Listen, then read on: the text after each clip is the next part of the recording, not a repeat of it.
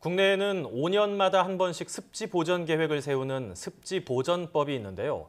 최근에 이 습지 보전법을 고쳐달라고 국회에 청원을 한 사람들이 있습니다. 다름 아닌 고등학생들인데요. 대체 이유가 뭘까요? 학교 근처의 송도 갯벌을 조사해왔다는 체드윅 송도국제학교 12학년 김베드로군 연결해서 자세한 이야기 들어보겠습니다. 안녕하세요. 네, 안녕하세요. 네, 반갑습니다. 이 학교 근처의 송도 갯벌을 오랜 시간 동안 관찰을 해봤다 이렇게 들었습니다.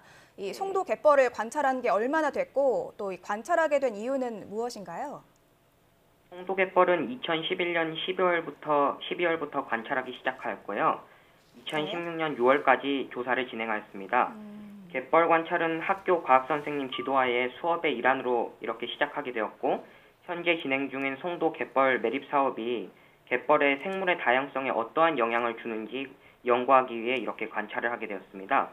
수업의 일환으로 조사를 이렇게 하다 보니까 저 자신도 환경 보존, 이렇게 지속 가능한 발전이라는 주제에 큰 관심을 가지게 되었고 2014년부터 전문적으로 고등학교 동아리를 결성해 갯벌 관찰과 전문적인 분석을 하였습니다.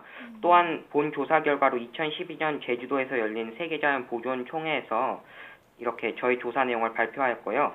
오는 9월에 하와이에서 열릴 세계자연 보존 총회에서도 발표 연구를 이렇게 발표하기 위해 연구를 지금까지 진행하고 있습니다. 네, 5년 정도 이 관찰을 해왔다고 볼 수 있는데 굉장히 좀 긴 시간이거든요.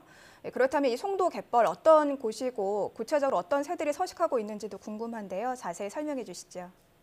네, 인천 송도갯벌은 동아시아 대양주 철새 이동 경로 정중앙에 위치하고 있어서 많은 철새들의 소중한 쉼터로 사용되고 있습니다.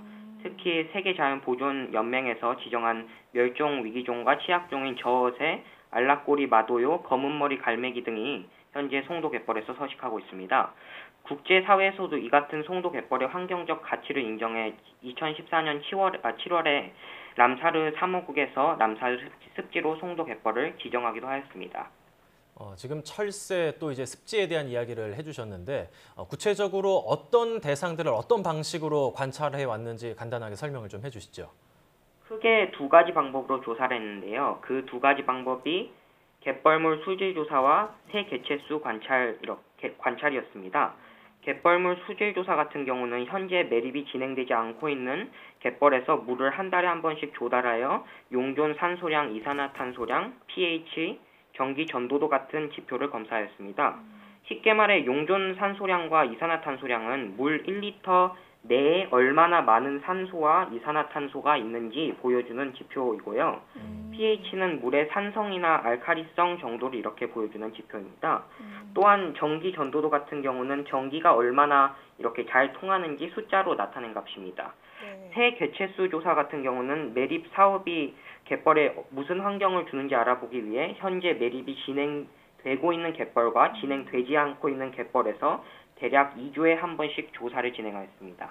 네, 오랜 시간 동안 꾸준히 관찰을 해왔는데 5년 정도 지났습니다. 관찰한 지. 그렇다면 이 5년 동안 습지는 어떻게 변화를 했나요?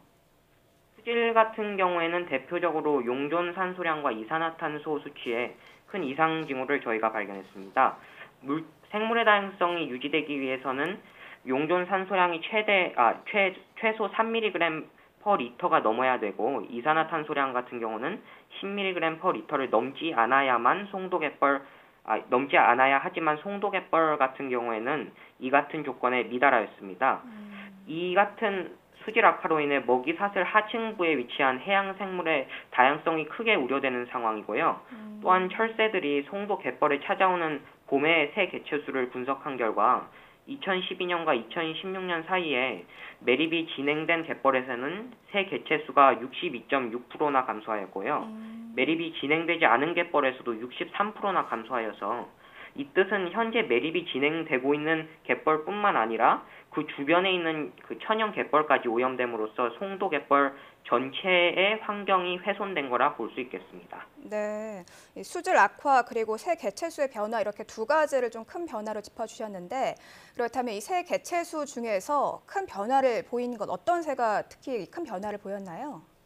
특히 그 새 개체수 중에 변화를 보인 게 물대새와 도요새의 숫자였습니다. 봄에 관찰한 그 개체수를 분석한 분석한 결과 2012년과 2016년 사이에 매립이 진행된 갯벌에서는 78.4%의 도요새와 물대새 개체수가 감소하였고요. 현영 갯벌에서도 77.9%의 도요새와 물대새 개체수가 감소하여서 이렇게 큰 변화를 보인 것은 사실입니다. 매립이 되면서 상당히 많은 생태계가 좀 파괴가 되고 있다. 이런 수치들이 계속 보이고 있는데 매립이 어떤 문제를 일으켰다고 볼 수 있을까요? 저희 이렇게 조사해서 분석에 의하면 송도 갯벌 생태계 악화의 주요한 원인은 갯벌 매립 사업이라고 저희는 생각합니다. 갯벌 매립 사업으로 인해 갯벌의 수질에 큰 영향을 이렇게 미쳤고 수질의 악화가 송도 갯벌 먹이사슬 전체를 흔들었기 때문에 불과 몇 년 사이에 이렇게 큰 폭으로 새 개체수도 감소한 것으로 보입니다. 저희 그 조사 이렇게 분석 내용은 저희 학교 생물 선생님과 새와 생명의 터라는 그 비영리 환경 단체 연구진도 이렇게 동의한 부분이고 이렇게 자문을 받았습니다.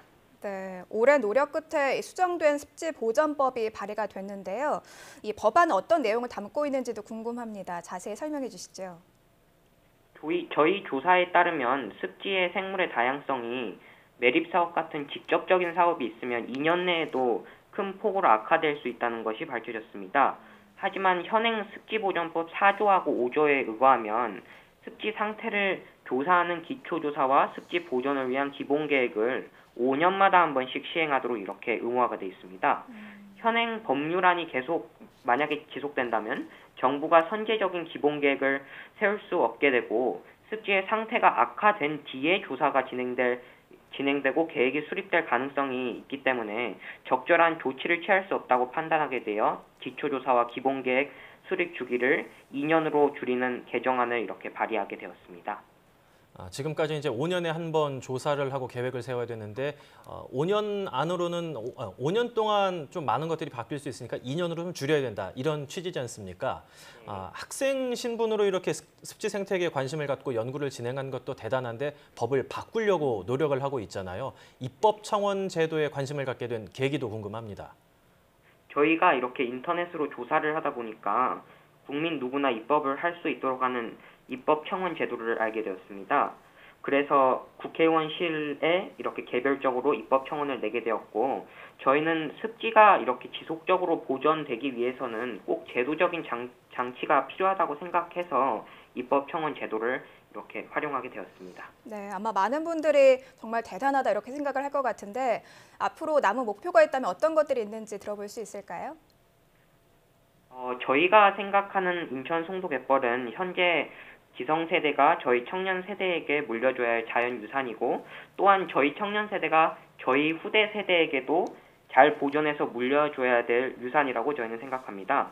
과거부터 한국은 경제발전을 추구하는 이런 이유로 많은 매립 사업을 진행해 왔지만 지금이라도 송도 갯벌을 포함한 여러 습지를 보존해야 한다고 저희는 생각합니다.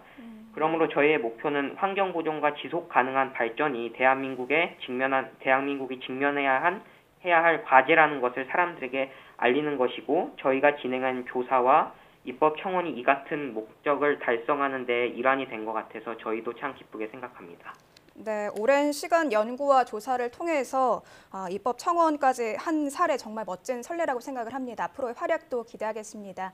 지금까지 세드윅 송도국제학교 12학년 김베드로 군이었습니다. 오늘 말씀 잘 들었습니다.